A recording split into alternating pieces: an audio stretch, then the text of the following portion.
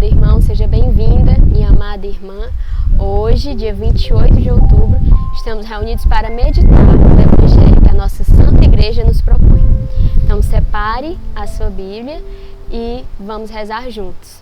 Estamos reunidos em nome do Pai, do Filho e do Espírito Santo. Amém. Vinde, Espírito Santo, enchei os corações dos vossos fiéis e acendei neles o fogo do vosso amor. Enviai, Senhor, o vosso Espírito, e tudo será criado, e renovareis a face da terra. Oremos. Ó Deus, que instruíste os corações dos vossos fiéis, com a luz do Espírito Santo, fazei que apreciemos retamente todas as coisas, segundo o mesmo Espírito, e gozemos sempre de sua consolação. Por Cristo, Senhor nosso. Amém. Hoje, Evangelho de São Lucas, capítulo 6, versículos do 12 ao 19. Naqueles dias, Jesus retirou-se a uma montanha para rezar e passou aí toda a noite orando a Deus. Ao amanhecer, chamou seus discípulos e escolheu 12 dentre eles, que chamou de apóstolos: Simão, a quem deu o sobrenome de Pedro, André, seu irmão, Tiago, João, Filipe, Bartolomeu, Mateus, Tomé, Tiago, filho de Alfeu, Simão, chamado Zelador, Judas, irmão de Tiago, e Judas Iscariotes, aquele que foi o traidor. Descendo com eles, parou numa planície.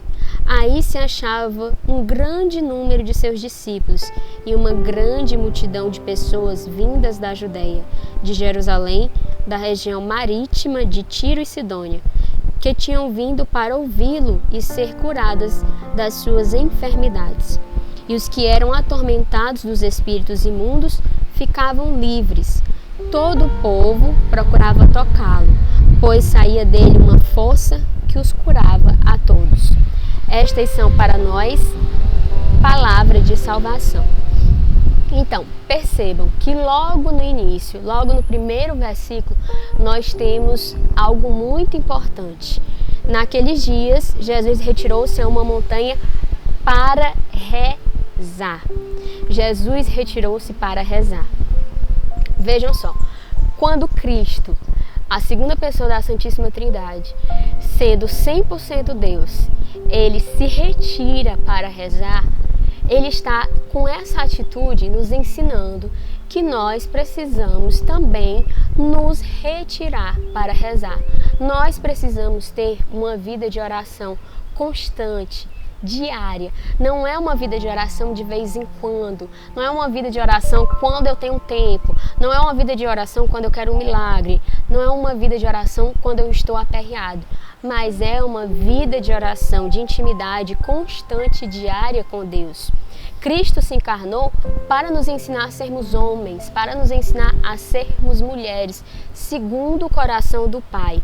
E é desejo do Pai estar nesse relacionamento íntimo conosco. Então nós precisamos diariamente imitar esse gesto de Jesus. Você que acompanha diariamente o Palavra Encarnada já está fazendo isso, meditando e rezando com as Sagradas Escrituras. E continuando aqui, e passou aí toda a noite orando a Deus. Vejam só, Cristo não só se retirou para rezar, como ainda passou a noite toda. Quantas vezes nós somos mesquinhos em dar o nosso tempo para Deus? Quantas vezes nós somos mesquinhos em gastar o nosso tempo com Ele? Mas perdemos tempo em redes sociais, gastamos tempo com outras pessoas que não nos edificam, vendo filmes que não nos edificam, lendo conversas, lendo fofoca, acompanhando a vida de celebridades, de digitais influencers, enfim. Quantas vezes nós somos mesquinhos em dar o nosso tempo para Deus, mas damos o nosso tempo para outras pessoas ou em situações que não nos edificam, que não são construtivas para nós. Que nós sejamos exortados por esse primeiro versículo do Evangelho de hoje, a ter o compromisso, como quem tem um compromisso de trabalho, como quem tem um compromisso de fazer as refeições naquele determinado horário, que a partir de hoje, se nós ainda não temos, nós tenhamos esse compromisso de termos uma vida de oração diária, uma vida de oração que não é com o tempo que eu tenho sobrando, mas que eu separo um tempo para ela. Continuando no Evangelho, Jesus, ele se retirou para a montanha para rezar, passou a noite toda orando e ao amanhecer chamou os seus discípulos, escolheu os 12. Nós sabemos que esses discípulos, na verdade nós sabemos que esse grupo separado dos discípulos, que ele chamou de apóstolos, foram eles que iniciaram de forma estrutural, de forma organizacional a nossa igreja, certo? E aqui, vejam que interessante, o evangelista, ele nomeia cada um dos apóstolos. Duas coisas nós podemos tirar daqui. A primeira é, Deus nos chama.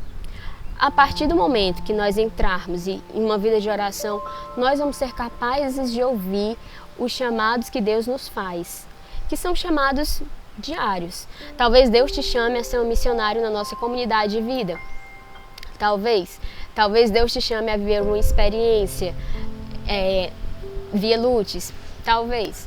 Mas, além desse chamado, desse que é um chamado, digamos assim, que traz uma ruptura maior na nossa rotina e no nosso estilo de vida, além desses chamados, Deus também tem chamados diários. E vejam só, Deus nos chama pelo nome. Ele não faz um chamado por atacado. Ele não faz um chamado por um grupo. Vocês do grupo tal, eu vos chamo. Não. Deus, ele vai na pessoa. Deus, ele chama um por um, nome por nome. E nós, somente na nossa vida de oração é que nós conseguimos ouvir aquele que nos chama, certo? E lembrando que ter vida de oração não é sinônimo de ter uma vida tranquila, de ter uma vida sem provação. Perceba que antes de Jesus iniciar a sua vida pública, antes dele iniciar as suas pregações, antes dele iniciar os milagres, o que foi que ele fez? Ele foi conduzido pelo Espírito até o deserto. Lá ele orou e jejuou e lá também ele foi tentado pelo inimigo. Então, não desista da vida de oração só porque você está sendo tentado ou só porque você está passando por dificuldades. É assim mesmo. Se o próprio Cristo, ele passou por essas dificuldades para nos ensinar como vencê-las, por que nós, que somos os seus discípulos, não iremos passar? Nós iremos passar sim, mantendo o olhar fixo nele, que abriu este caminho para nós, que nos ensina, que nos mostra que devemos ser perseverantes até o fim. Santo Afonso Maria de Ligório tem uma frase muito conhecida que fala assim: quem reza se salva, quem não reza se condena. Veja que forte, quem reza se salva, quem não reza se condena, ou seja, é automático. Se eu não rezo, automaticamente eu estou me condenando. Então eu não posso ser negligente com a minha vida dessa forma. Eu preciso rezar.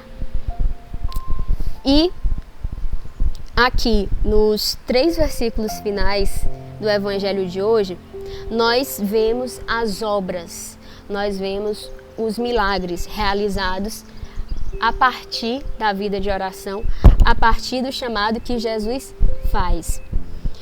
E eu quero concluir recordando uma frase que é muito conhecida nossa e que é muito importante para nós. Se foreis o que devereis ser, incendiareis o mundo. Somente na nossa vida de oração, na nossa vida de oração diária comprometida, é que nós seremos capazes de ouvir o Deus que nos chama e nos chama pelo nosso nome e, ouvindo, responder com um sim sonoro, um sim forte, um sim vivo. E a partir daí é que nós seremos capazes de incendiar o mundo, ouvindo daquele que nos chama, ao que ele nos chama, como ele nos chama, sendo fiel no dia de hoje, sem ansiedades inférteis, sem ansiedade de querer saber como vai ser o amanhã, como vai ser no próximo mês, como vai ser no próximo ano. Não, sendo fiel no hoje, ao que ele me chama, eu vou incendiar o mundo à minha volta. Tomemos posse dessa palavra, peçamos a intercessão da Virgem Maria, ela que durante a sua vida foi tão humilde, foi tão silenciosa, digamos assim. Poucas vezes ela é citada nas Sagradas Escrituras, poucas vezes nós ouvimos palavras que saíram da boca dela nas Sagradas Escrituras, mas isso não a impediu de incendiar o mundo. E ela continua a incendiar o mundo, sendo a nossa intercessora, sendo a nossa advogada. Então peçamos que ela nos ensine a incendiar o mundo, sendo fiéis ao chamado que Deus nos faz no hoje. Com Maria sempre, Ave Maria, cheia de graça, o Senhor é convosco. Bendita sois vós entre as mulheres, bendito é o fruto do vosso ventre, Jesus. Santa Maria, Mãe de Deus, rogai por nós, pecadores, agora e na hora de nossa morte. Amém.